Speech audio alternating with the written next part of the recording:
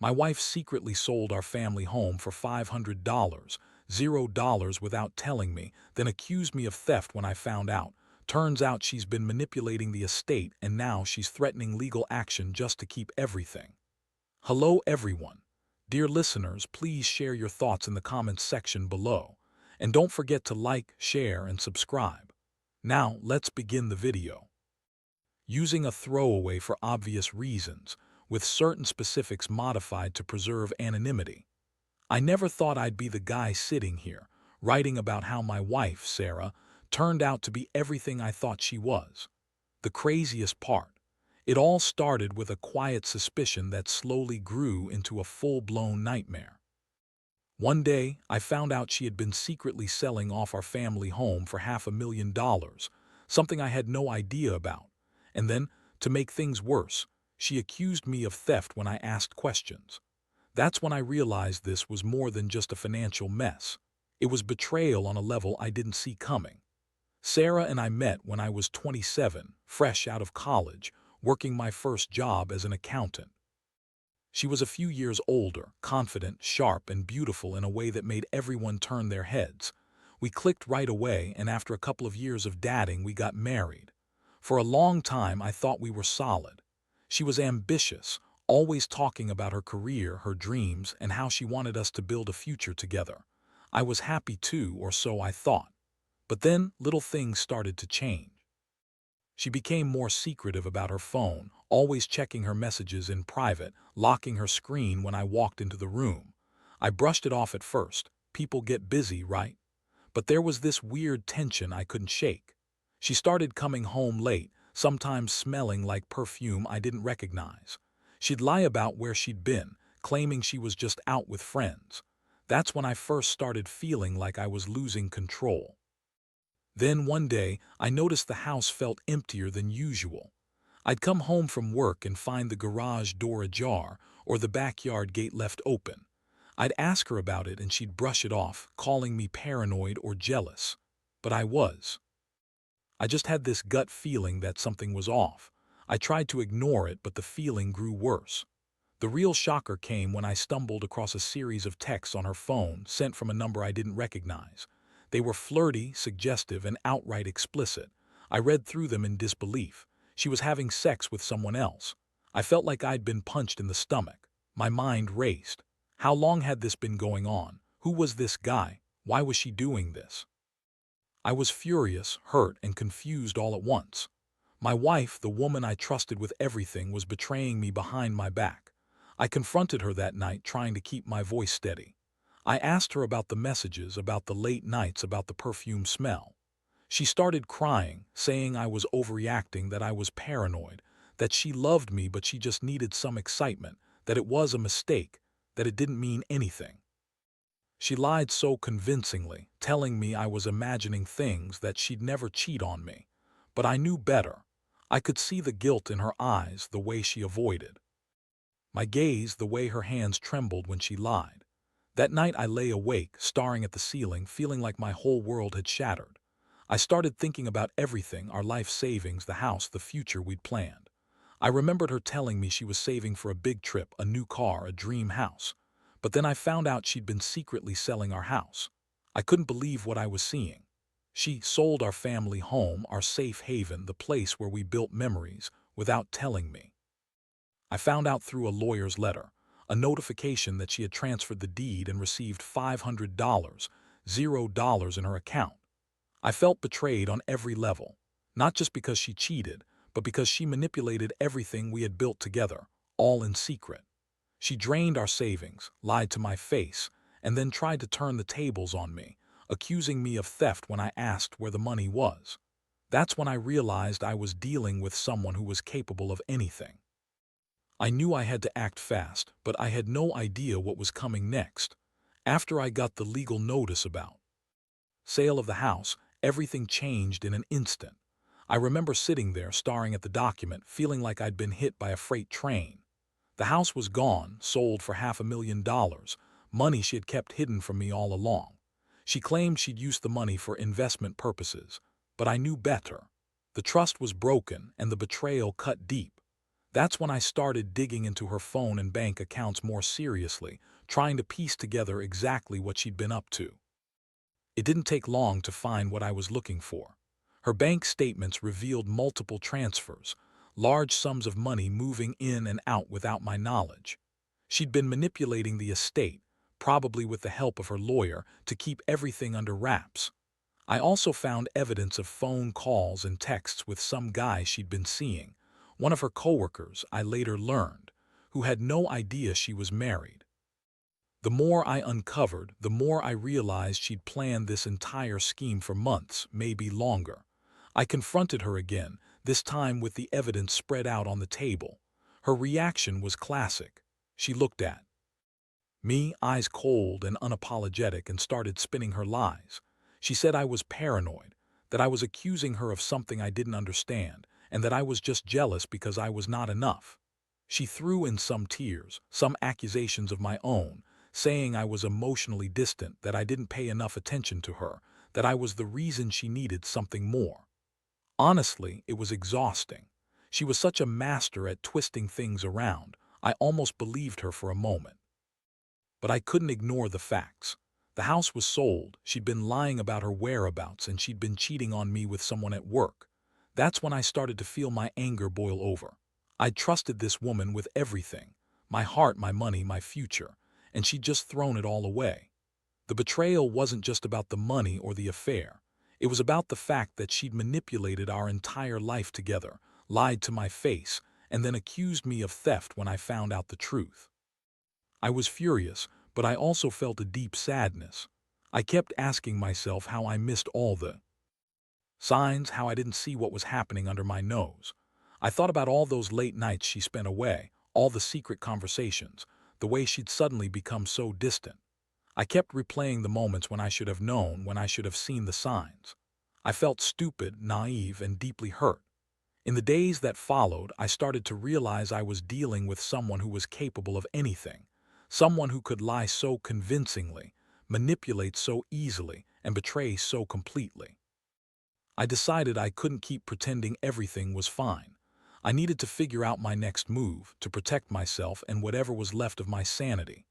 I reached out to a lawyer, started gathering every piece of evidence I could find, and began preparing for a fight, not just over the house, but over what was left of our relationship and my dignity. The most shocking part, Sarah kept denying everything, even when I had proof. She insisted she'd done nothing wrong, that I was overreacting, that I was just jealous and insecure. She called me paranoid, tried to make me feel guilty, and accused me of being unfaithful myself.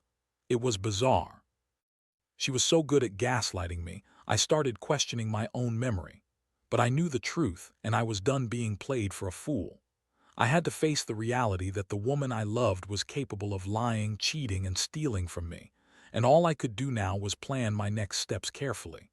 Once I had all the evidence, bank statements, texts, the legal notices, I knew I couldn't just sit around and wait for her to spin more lies. I felt like I was in a war, and I had to fight back smart and cold. First thing I did was hire a lawyer.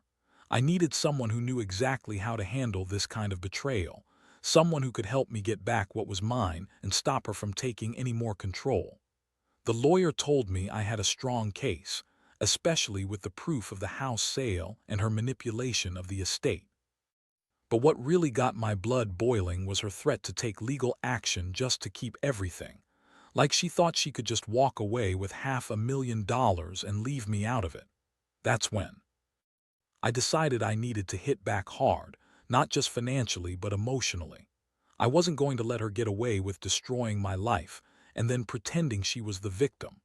I started planning my revenge, but not in some reckless way. I knew I had to be strategic. I wanted her to feel the sting of losing everything she thought she could manipulate. I also wanted her to understand that I wasn't going to be pushed around or blamed for her actions. She had lied, cheated, and stolen, and I was going to make sure she paid for it, one way or another. My plan was simple but effective. I wanted to expose her lies to her family, her friends, everyone who mattered. I knew her pride wouldn't let her face public shame easily. I also decided to freeze her accounts and take control of whatever I could to prevent her from squirreling away more money or hiding assets. I contacted the bank and filed for a temporary injunction, just to keep her from selling or transferring anything else without my knowledge. I wanted to make her realize she couldn't run from the consequences, at least not without paying a price. Meanwhile, I started digging into her phone more thoroughly. I found even more texts, secret conversations with her coworker, plans to leave, even some explicit photos she'd sent him. It was like uncovering a secret life she'd been hiding from me for months. The more I learned, the angrier I got. But I also felt a strange sense of clarity. This was her true nature, selfish, manipulative, willing to do anything to get what she wanted. I also reached out to her family, not to tell them everything right away, but enough to make them suspicious. I wanted them to see her for what she truly was, a liar and a thief. I knew that if I played my cards right, I could turn their support against her and maybe even make her face some consequences she didn't see coming. Throughout all this, I couldn't shake the feeling of betrayal. I kept asking myself how I missed the signs, how I let her get away with so much for so long. The heartbreak was immense. I'd loved her, trusted her, and built a life with her. Now I was left with a shattered trust, a stolen house, and a woman who was willing to destroy everything in her pursuit of her own happiness, at my expense. All I wanted was to get my life back, to make her realize she couldn't just manipulate and cheat her way through life and expect everything to turn out fine. I was ready to fight for what was mine, even if it meant destroying her in the process. I knew I'd never look at her the same way again, but I also knew I couldn't let her keep doing this to me. It was time to take control, to stand my ground, and to make her see that her lies and manipulations had consequences, big ones. The more I pushed forward with my plan, the clearer it became that Sarah was panicking. She started acting even more bitchy and defensive, throwing tantrums whenever I brought up the legal stuff or questioned her about the money. She'd spin stories, accuse me of being paranoid, and try to turn everyone against me. But I wasn't having it. I had the evidence, and I was determined to see this through. One day she snapped at me during one of her usual fits, said I was ruining her life, that I was just jealous because she was more successful, and that I should just accept that she'd done what she wanted. That's when I saw her true colors, bitchy, entitled, and manipulative. I could see she was trying to make me the bad guy, but I didn't care anymore. I knew what she'd done, and I was going to make sure she paid. I decided to confront her directly, but this time with a different approach. I told her I had everything: proof of the house sale, her shady bank transactions, her secret texts. I told her I was going to take her to court, expose her lies, and take back what's rightfully mine. Her face went pale. She started crying, but I didn't fall for her act. I knew she was just trying to manipulate her way out of it. She then admitted, in a shaky voice, that she'd sold the house without telling me because she thought I wouldn't agree. She claimed she was desperate and didn't know what else to do, but I didn't buy it. She'd been planning this for months, probably even before we got married. She'd been secretly manipulating the estate, lying to me about her finances, and cheating on me behind my back, all at the same time. It was a perfect storm of betrayal. At that point, I knew I had to act fast. I filed for a court hearing to freeze her assets, to prevent her from transferring any more money, and to get a court order to reclaim the house, if I could. I also contacted the authorities about her possible financial misconduct and fraud. I wasn't going to let her get away with this, not without paying a heavy price. I could see her desperation growing, and honestly, it was a kind of vindication. She thought she could manipulate everything, lie her way out, and keep her secrets hidden forever. But I was done playing nice. In the meantime, I reached out to her family, warning them about her behavior. I told them she'd been lying, cheating, and stealing from us all along. I wanted them to see her for what she truly was. The shock on their faces was priceless. They had no idea how deep her deception went. I could tell they felt betrayed too, and that was a small victory.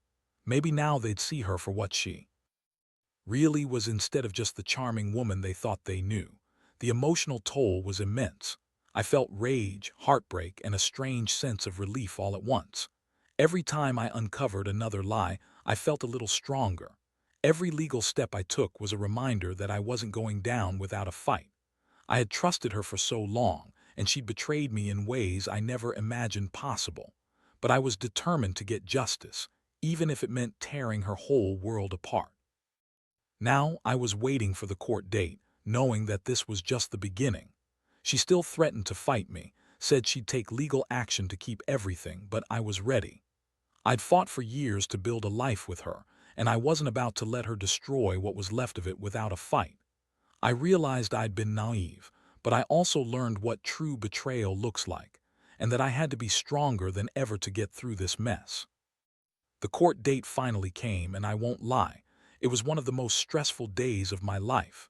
Standing there knowing I was about to fight to reclaim what was stolen from me, I felt a mix of anger and resolve.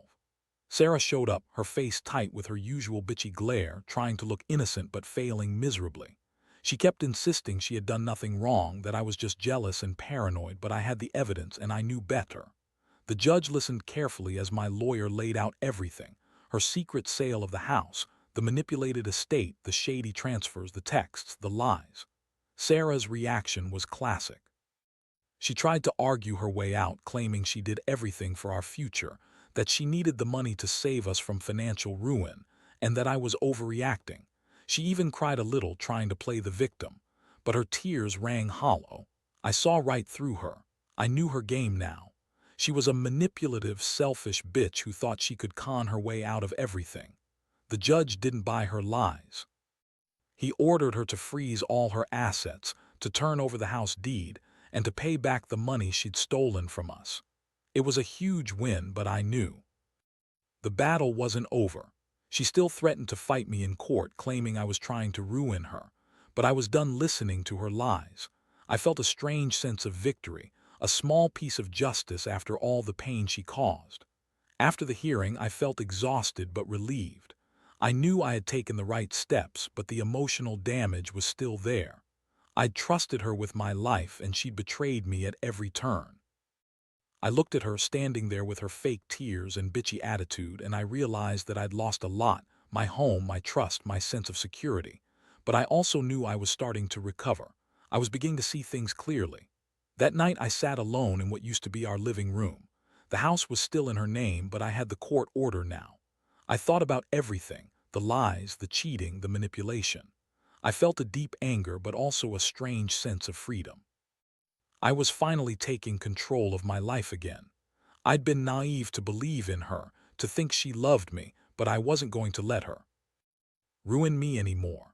I had a long road ahead, but at least now I knew who she really was: just another selfish, manipulative woman who thought she could get away with anything. I've learned a lot from this nightmare. Trust is fragile and betrayal cuts deep.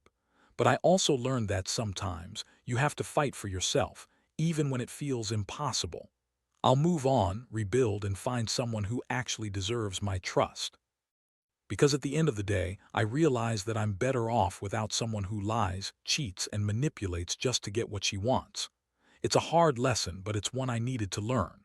And if there's one thing I want others to take away from this: watch out for the signs, protect your assets, and never ignore that little voice inside telling you something's wrong. Because if you don't, you might end up losing everything like I almost did. After everything was finally settled in court, I felt a strange mixture of relief and emptiness. The legal battle was over, and I had regained some sense of control, but the damage was done. I was left to pick up the pieces of what was supposed to be my life, our life, that she had so brutally shattered. The house was gone, the trust was broken, and I couldn't shake the feeling that I'd been blind to her true nature for too long. The aftermath was a roller coaster of emotions. I had to confront the reality that Sarah was a different person than I'd ever thought: selfish, manipulative, willing to lie and cheat her way through life just to get what she wanted. I saw her attempt to manipulate her way out of every situation: her fake tears, her bitchy attitude whenever she felt cornered. It was a wake-up call. I realized I'd been naive, believing that love was enough to keep us together, but love doesn't survive betrayal like that. I decided to move out of the apartment we shared, not just because I needed space, but because I couldn't stand the sight of her anymore. I started therapy to deal with the emotional fallout, anger, sadness, betrayal, and to rebuild my confidence. It wasn't easy, but I knew I had to do it for myself. I also cut ties with her family, who had been blind to her true nature for too long. They were shocked when they finally found out the truth, but I felt it was better for me to be honest than keep pretending everything was okay. Looking back, I realize I learned some hard lessons. Trust is fragile, and betrayal can come from the people you least expect. Money, too, can be a tool for manipulation if you're not careful. I should have been more vigilant, more suspicious of her secretive behavior. But I also learned that I'm stronger than I thought. I fought for what was rightfully mine, and I didn't let her tear me down completely. Now I focus on rebuilding my life. I'm starting fresh with no more secrets or lies. I've realized that true happiness comes from honesty, respect, and genuine love, things she never truly gave me. I tell this story not for sympathy but as a warning. Keep your eyes open. Never ignore the signs. And most importantly, trust yourself. Because if you don't, you might find yourself in a situation worse than mine, with nothing left but the wreckage of betrayal. I hope anyone going through something similar finds the strength to stand up, fight back, and reclaim their life. Because in the end, the only person who really cares about your happiness is you, and no one should be allowed to take that away without a fight.